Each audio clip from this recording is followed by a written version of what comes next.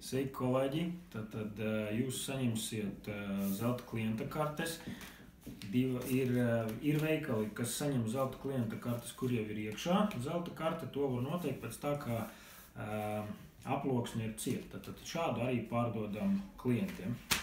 Tad veikali, kuros ir daudz pašu karšu, tad saņems atvērtas aploksnes, var apskatīties, kā izskatās.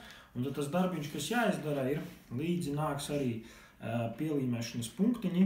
Tad šo punktiņu paņemam, pirkstu piespiežam, pirmo nesanāc, ar otro nē. Liekam uztraukums, pieliekam klāt, pievienojam karti, uzspiežam, liekam iekšā, mašīnīte uz aizmuguri, tas uz priekšu, smuki, taisam ciet, volā, gatavs. Viens laimīgs klients saņem šo aploksni.